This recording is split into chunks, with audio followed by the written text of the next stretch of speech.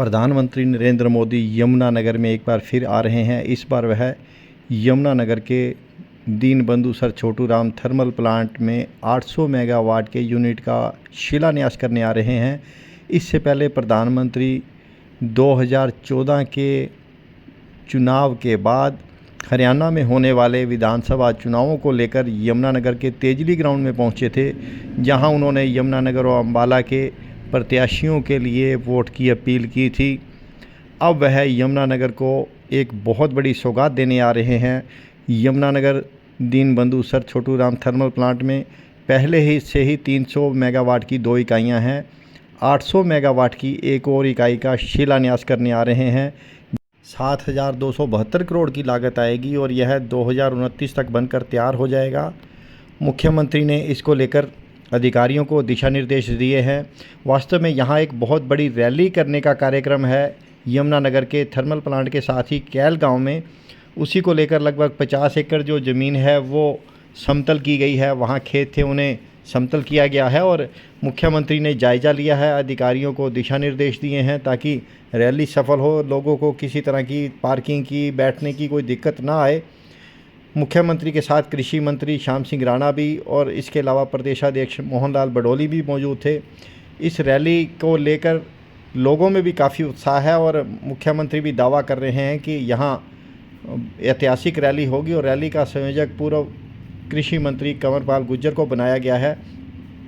मुख्यमंत्री का ये भी कहना है कि हरियाणा में ट्रिपल इंजन की सरकार है जो गति से चल रही है, इसको और गति देने के लिए प्रधानमंत्री आ रहे हैं और उन्हीं के विचार सुनने के लिए लोगों में भारी उत्साह है।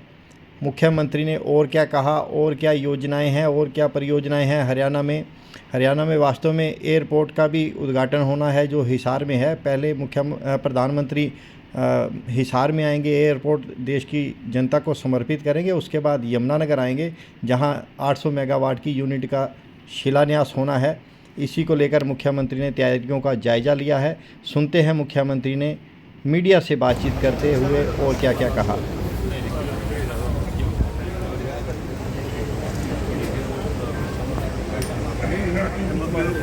बाय हो जाए मुस्लिम प्लीज, बाय हो जाए यार।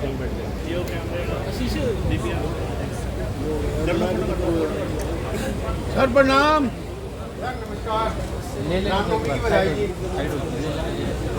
मोदी जी बाहर परे कर लो, मुस्लिम जी साइड से थोड़ा वो तो गया हो गया। सर आज रैली स्थल का यहाँ पे दौरा किया जा रहा है, क्या किस प्रकार की तैयारियां हैं और क्या क्या रहेंगे सर? आदरणीय प्रधानमंत्री जी भारत रत्न बाबा भीमराव अंबेडकर जी की जयंती के अवसर पर हरियाणा में 2 बड़ी परियोजनाओं का उद्घाटन और शिलान्यास करने के लिए आ रहे हैं। यमुनानगर में अभी जिस स्थल के ऊपर देश के यशस्वी प्रधानमंत्री नरेंद्र मोदी जी पहुंचेंगे उसकी स्थितियों का जायजा अभी लिया है, देखा है। आदरणीय प्रधानमंत्री जी विकसित भारत में अपनी कड़ी को गति से जोड़ते हुए विकसित हरियाणा, हमारे हरियाणा में महाराजा अग्रसेन एयरपोर्ट, उसको हरियाणा के लोगों, देश के लोगों को समर्पित करेंगे और वहां पर एक टर्मिनल का शिलान्यास भी करेंगे। दूसरा, हमारे यहाँ पर जो 800 मेगावाट का थर्मल पावर प्लांट की एक अलग यूनिट, इसका शिलान्यास करेंगे। जैसा मैंने कहा है कि विकसित भारत और विकसित हरियाणा में एक महत्वपूर्ण कड़ी को जोड़ते हुए ये विकास में हमारे हरियाणा के लोगों को तो लाभ मिलेगा, परंतु देश के लोगों को भी इसका लाभ मिलेगा।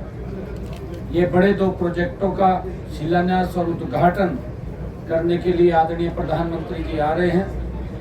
आज स्थितियों का जायजा लेने के लिए मैं यहाँ पर आया था। मेरे साथ हमारे भारतीय जनता पार्टी के माननीय अध्यक्ष मोहनलाल कौशिक जी और हमारे कैबिनेट में मंत्री श्याम सिंह राणा जी, हमारे विधायक घनश्याम अरोड़ा जी, और जो इस रैली का पूरा काम यहाँ पर देख रहे हैं, हमारे बहुत ही वरिष्ठ नेता पूर्व में मंत्री कंवरपाल जी, वो इसको देख रहे हैं। पार्टी के तमाम सभी कार्यकर्ताओं को लेकर के हमारे यमुनानगर में इस क्षेत्र में जो कार्यकर्ता जो लोग आने वाले हैं, उनकी व्यवस्था, उनके बैठने की व्यवस्था, उनके पानी पीने की व्यवस्था, वो सारी व्यवस्थाओं का वो जायजा लेने के लिए मैं यहाँ आया था।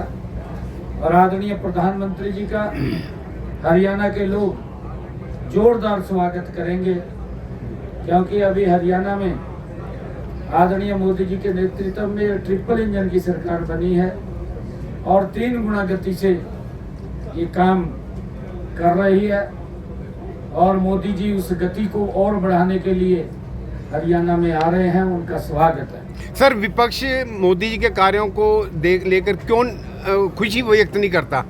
विपक्ष क्यों निराश रहता है, दुखी रहता है और वक्तव्य करता रहता है? विपक्ष के पास कुछ है नहीं है, न बोलने के लिए है, न कहने के लिए है। सारा दिन झूठ बोलते रहते हैं, झूठ से काम चल रहा है, उनका हाजिरी लग जाती है झूठ बोल करके। परंतु अब लोग उनकी नीति को भी, उनकी नीयत को भी पहचान चुके हैं। अब विपक्ष कहीं दिखाई नहीं देता। अभी अगर आप लोग देखेंगे, जो हमारी स्थानीय निकाय की चुनाव हुए हैं, कांग्रेस 0 पे आउट हुई है। दिल्ली के अंदर कांग्रेस तीसरी बार कंटिन्यूटी में 0 पे आउट गई है। अब हरियाणा में भी 0 पे आउट हुई है। सर, थर्मल को लेकर हम कहीं और बसाए हैं, राखी को लेकर समस्या है, बहुत बड़ी है। क्या राख गिरती है सर, तो वो घरों में सब कुछ तकनीक उसके अंदर आ गई है और नई तकनीक से उसका उपयोग होगा, जिससे कि राखी की जो आपने समस्या कही है उससे समाधान भी मिले और लगातार लोगों को इसका बड़ा लाभ मिलेगा। क्योंकि एक 800 मेगावाट का ये प्रोजेक्ट लग रहा है, क्योंकि आज हम बिजली के ऊपर ही निर्भर हैं। घर के अंदर अगर हम देखें, हमारा ज़्यादा काम बिजली पर ही है। आने वाले समय के अंदर जो हमारे ईवी पार्क्स बन रहे हैं, ईवी पार्क्स को भी लेकर के हमारी जो कारें हैं, हमारी स्कूटर्स हैं, हमारी बसेस हैं, हमारी और गाड़ियाँ हैं, वो सभी की सभी इलेक्ट्रिक पर निर्भर हैं। क्योंकि आने वाले समय के अंदर बिजली की और ज़्यादा डिमांड होगी, और उस कारण से उस डिमांड को पूरा करने के लिए पहले ही ये 800 मेगावाट का यहाँ पर जो यूनिट का शिलान्यास करने के लिए आदरणीय प्रधानमंत्री जी आ रहे हैं, और उसी कड़ी के अंदर एक महत्वपूर्ण लाभ ये हरियाणा के लोगों